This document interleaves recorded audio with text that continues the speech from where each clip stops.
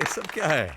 भाई मल्होत्रा साहब, आज ऑफिस में आपका आखिरी दिन है और सब के सब एक ही बात कहे जा रहे हैं कि आपके जाने के बाद बहुत सूना सूना लगेगा। ओए राज, आज तक तू सबके सुख दुख शेयर करता रहा, सबकी गल्ला सुनता रहा, लेकिन आज ये सारे सुनेंगे और तू बोलेगा। क्या कहें, 30 साल हो गए हम, साल के 365 दिन और दिन के 8 घंटे, यानी पूरे जीवन का एक बहुत भारी हिस्सा हमने यहां गुजार दिया आप लोगों के साथ, आपके प्यार और आदर के साथ। यहां से जाने का मुझे बहुत दुख है, लेकिन ये जीवन का नियम है, एक जाता है तो उसकी जगह भरने कोई दूसरा आता है। मैं जाऊंगा तो कोई दूसरा आएगा, एक नया चेहरा, एक नया नाम, नए जोश के साथ। और मैं भी कहीं और जाऊंगा, दूसरी नौकरी करूंगा। ये सामने बैठी मेरी नई बॉस जो घूरते हुए मुझसे कह रही हैं कि तुम नहीं सुधरोगे। कभी नहीं, जो सुधर गया वो राज मल्होत्रा नहीं। भाई मल्होत्रा साहब, आपका रिटायरमेंट हम सबको बहुत खल रहा है। आप ऐसा क्यों नहीं करते, 2 साल का एक्सटेंशन लेके हमारे साथ बने रहिए। बिल्कुल। देखिए रावत साहब, काम की आपाधापी में जिंदगी को जल्दबाजी में खाए हुए निवाले की तरह हम निगलते चले गए। अब बाकी की जो जिंदगी है उसे हम जरा स्वाद ले ले करके जीना चाहते हैं, अपनी पत्नी के साथ, अपने बच्चों के साथ। As you wish. अगर आपको कभी जरूरत पड़े तो इतना याद रखिएगा कि हमारे दिल और इस ऑफिस के दरवाजे आपके लिए हमेशा खुले रहेंगे। Thank you, thank you. Puja, Puja, जी पूजा। जी आई। क्या हुआ जी? आप पूछ रहे हैं क्या हुआ जी? हमारा टाई तो बंद हो यार। टाई बांध कर जाएंगे कहाँ? मिस्टर मल्होत्रा जी, आप शायद भूल गए हैं कि मैं रिटायर हो चुका हूँ। अरे भाई, रिटायर हो चुका हूँ तो क्या बात है, टाई तो रोजाना बंधा करेगी, और वो भी इधर आइए, इधर आइए, हमेशा की तरह। वैसे आप ठीक ही कह रही हैं, हम जाएं तो कहाँ जाएं और क्या करें। सुबह से 4 दफे अखबार पढ़ लिया है, टीवी देख लिया, नाश्ता कर लिया, लेकिन फिर भी खाली के खाली। सोच रहे हैं कि कल सुबह रावत साहब के पास जाकर कहें कि भाई हम नौकरी ज्वाइन कर रहे हैं। अब आप अपनी बात से मुकर रहे हैं। क्यों? आप ही ने तो रावत साहब से कहा था कि अब आप बच्चों के साथ रहेंगे, कहा था कि नहीं? कहा तो था।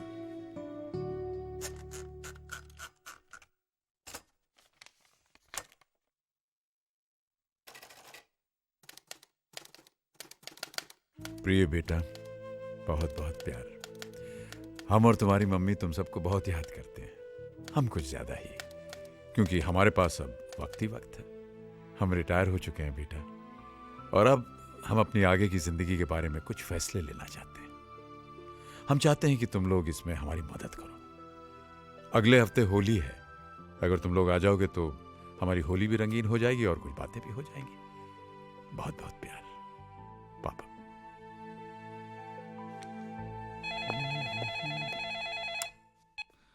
हेलो। नमस्ते भैया, संजू बोल रहा हूँ। हाँ संजय बोलो। भैया, पापा की चिट्ठी मिली आपको? हाँ मिली। तो क्या सोचा आपने जाने के बारे में? भाई हमेशा इसी जगह क्यों बैठते हो? क्योंकि ये हेड ऑफ द फैमिली की जगह है और हम हेड ऑफ द फैमिली हैं। कैसे? कैसे? देखो, यूं समझ लो कि ये जो डाइनिंग टेबल है एक बहुत बड़ा पेड़ है, और तुम्हारी दादी जो हैं, जो इस समय वहां बैठने जा रही, ये देखो, तुम्हारी दादी जो हैं वो इस पेड़ की रूट्स हैं, जड़ें सारे पेड़ को थामे रखती हैं। और तुम्हारे दादाजी जो हैं वो हैं मजबूत तना, जो गर्व से सर उठाकर सबको लहलहाते हुए देखते रहते हैं। और मम्मी पापा चाचू आंटी ये सब? वो इस पेड़ की हरी भरी शाखाएं हैं। और इससे पहले कि आप मुझसे पूछें कि आप और पायल दीदी क्या हैं, मैं आपको बता दूं कि आप इस पेड़ के मीठे मीठे फल हैं। लाओ भाई, लाओ लाओ दिखाओ क्या है खाने को, दिखाओ। हाँ, क्या है ये? अरे वाह माँ, बादाम का हलवा। हाँ अरे ये ढोंगा तो मेरा है, किसी को नहीं मिलेगा। Mom, this is not fair. अब छोड़ो ना रोहित भैया, सब जानते हैं कि शाखा प्रमुख अज्जू भैया मॉम के सबसे फेवरेट हैं। आप फिलहाल पानी से काम चलाइए। ये वाव मॉम, फिरनी। देखो घबराओ मत, मैंने सबके लिए कुछ न कुछ स्पेशल बनाया है। अरे भाई हमारे लिए? हमसे बच जाए वो आपका। अच्छा।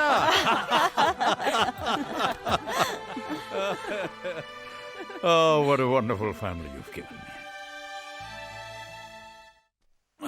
आ जाओ भाई बच्चों, बैठ जाओ बैठ जाओ। आओ भाई लड़कियों। हाँ, चलो चलो चलो। ये लीजिए। अम्मा, आप अपने हाथों से हमारे मुंह में अगर डाल देंगी तो आपका हाथ घिस नहीं जाएगा। Thank you thank you. भाई बड़े अरसे के बाद अब की बार होली में मजा आया है कि नहीं? हाँ पापा जी, शादी के बाद यही होली याद रहेगी। और मेरी तो ये पहली होली है। क्या बात कर रही है? इनफैक्ट जब पूरी फैमिली साथ हो ना, हाँ। तो हर दिन होली और हर रात दिवाली है। हाँ बेटे, हम सबके साथ और सबके सामने इस बात को एक्सेप्ट करते हैं कि हम बहुत खुशकिस्मत हैं कि हमें इतनी सारी खुशियां मिली। भाई हम तो सिर्फ दो थे, हाँ? धीरे धीरे तुम सब लोग आ गए और हमारी खुशियों की दुनिया जो है वो और बढ़ गई। डैड, आप कुछ कहना चाहते थे? हाँ, कहना तो चाहते थे, लेकिन कहने से पहले हम कुछ पूछना भी चाहते। तो पूछिए ना डैड। भाई देखो, हमने तो हमेशा ये माना कि हमारे बच्चे लायक हैं, लेकिन हम ये जानना चाहते हैं कि हमारे बच्चे अपने मम्मी पापा को लायक समझते हैं या नहीं। डैड, आप भी ना बस। डैड, शायद इस दुनिया में कोई ऐसा हो जिसके माँ बाप आप दोनों से अच्छे हों। डैड, हम बेहद लकी हैं डैड, जो हमें आप जैसे लविंग और केयरिंग पेरेंट्स मिले। Thank you thank you.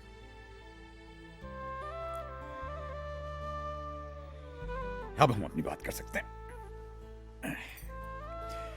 बात मुख्तसर सी है। देखो, पिछले 40 सालों में हमने जो कुछ भी जमा किया, उसे अगर हम खर्च करना चाहें तो हिसाब ये बनता है कि फैमिली की जरूरतें पूरी करने के लिए ये जो हम जद्दोजहद कर रहे थे, इसमें हम लोग साथ होकर के भी साथ रह नहीं पाए। हमें तो पता ही नहीं चला कब तुम लोग बड़े हो गए और अपनी अपनी दुनिया में खो गए। और ये जो साथ रहने की खुशी थी, ये हमारे लिए छोटे छोटे पलों में बंद कर रह गई। और इन छोटे छोटे पलों का हम तो बस इंतजार ही करते रहते थे कि कब हम लोग साथ मिलेंगे, साथ होंगे।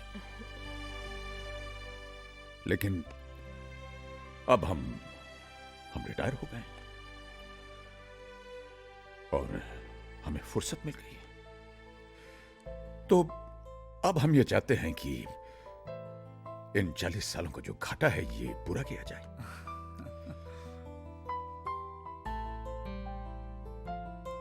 तुम लोगों को प्यार देकर,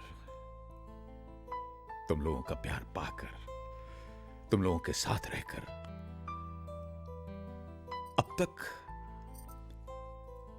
हम तुम्हारे बहुत सारे फैसले जीवन के करते आए, लेकिन अब हम चाहते हैं कि तुम लोग हमारी जिंदगी का फैसला करो।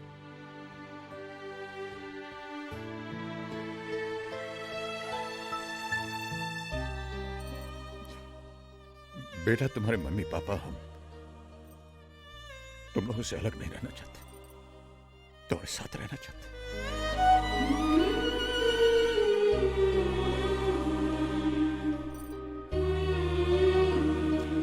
अब तुम लोग ये डिसाइड करो कि कब, कहां और किसके साथ हम रहेंगे।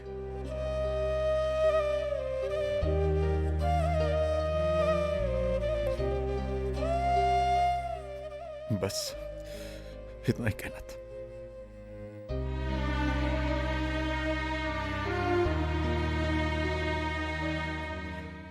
आपस में बात करना चाहते।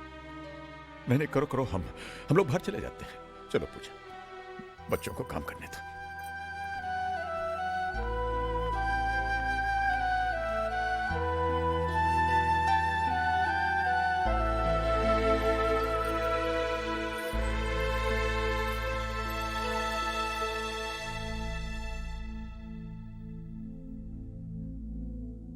क्या?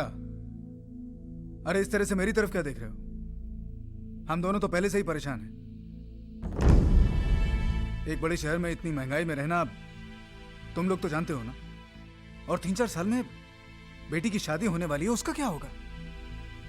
वाकई इट्स जस्ट नॉट पॉसिबल।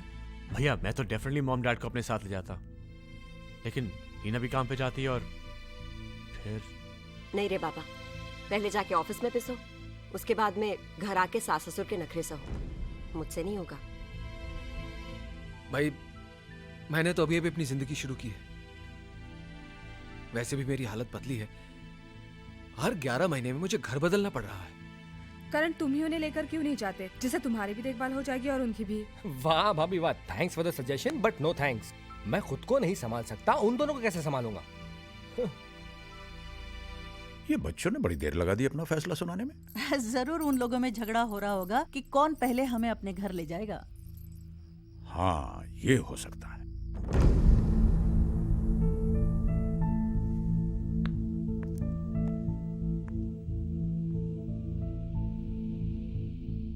कुछ सोचा है? क्या करना है? करना क्या है किरण, मॉम और डैड को अपने साथ लेकर जाना होगा। यहां पर उनका कौन है? देखो अजय, बरसों से हम लोग अपनी लाइफस्टाइल जीते आ रहे हैं। अब अचानक नई शुरुआत करना कोई मजाक है? एक मिनट, क्या ऐसे नहीं हो सकता कि मम्मी डैडी यहीं रहें और जिससे जो हेल्प हो सके वो कर दे? ये क्या कह रही हो भाभी? डैड और help he will never accept. एक आइडिया है। ऐसा करते हैं कि भैया आप मम्मी को अपने साथ ले जाएं और मैं पापा को ले जाऊंगा। फिर 6 महीने बाद पापा रोहित के यहाँ चले जाएंगे और मम्मी करण के यहाँ। इस तरह वो हम सबके साथ रह भी पाएंगे और किसी पे ज्यादा बर्डन भी नहीं पड़ेगा। क्यों, कैसा लगा आइडिया? एकदम फ्लॉप आइडिया है भैया। आप लोग अच्छी तरह से जानते हैं कि मॉम और डैड एक दूसरे से अलग होने के लिए बिल्कुल राजी नहीं होंगे। यही तो मेरे हस्बैंड के आइडिया का मेन पंच है। ना ही मम्मी पापा एक दूसरे से अलग रहने को राजी होंगे, ना हमारे साथ आके रहेंगे। बात वहीं की वहीं खत्म। एग्जैक्टली। Very good. वो अपने घर पे खुश और हम अपने। लो आ गए। सॉरी डैड, आप लोगों को इतना इंतजार करना पड़ा। एक्चुअली डैड, हम लोग ये डिसाइड ही नहीं कर पा रहे थे कि पहले कौन आप लोगों को अपने साथ ले जाएगा। हाँ, वो करण तो कहने लगा कि अगर मम्मी पापा बारी बारी हर एक के साथ रहेंगे तो इसका नंबर तो 2 साल के बाद आएगा। ऑफ कोर्स, मैं इतना क्यों वेट करूं? हाँ ए करण, तू कहां से बीच में आ गया? तुझसे पहले मैं हूं। जी तो चाहता है कि मम्मी पापा को चुराकर मैं ही रख लूं हमेशा के लिए। तो सबकी फीलिंग्स को ध्यान में रखते हुए हमने ये तय किया है कि पापा मेरे साथ रहेंगे, मम्मी किरण के साथ रहेंगी। फिर 6 महीने के बाद पापा रोहित के साथ और मम्मी करण के साथ रहेंगी। इस तरह से आप दोनों का प्यार हम सब में बढ़ता रहेगा। क्यों, ठीक है ना?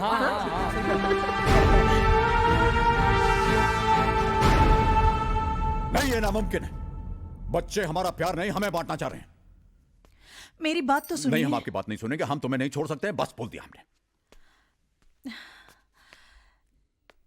देखिए, आप अपने बच्चों, अपने ही अंश को समझने में भूल कर रहे हैं। इसी बात का तो दुख है पूजा कि हमारी आत्मा हमारे शरीर का अंश होने के बावजूद ये इतना नहीं समझ पा रहे हैं कि उनके माँ बाप 2 नहीं 1 हैं। अरे जिन्हें भगवान ने एक किया है, उन्हीं को ये अलग करने की सोच रहे हैं। ऐसा नहीं है जी। हमें आपकी कोई बात नहीं सुननी है। जाओ, जाकर अपने बच्चों से कह दो कि हम जहां हैं, जिस हाल में हैं, खुश हैं। न कल हमें उनके सहारे की जरूरत पड़ी थी और ना आज पड़ेगी। कैसी बातें कर रहे हैं आप? उनकी गलती है क्या है? बरसों तक हमारे प्यार के लिए तरसते रहे। अब वही पाने के लिए उन्होंने कोई रास्ता ढूंढा है, तो आप इतने नाराज क्यों हो रहे हैं? देखिए, आप अपने बच्चों की नीयत पर शक मत कीजिए, उनका दिल मत तोड़िए। आपको मेरी कसम। Seena, don't do this to me. तुम अच्छी तरह जानते हो कि तुम्हारी ये कसम, तुम्हारे आंसू मुझे कमजोर बना देते।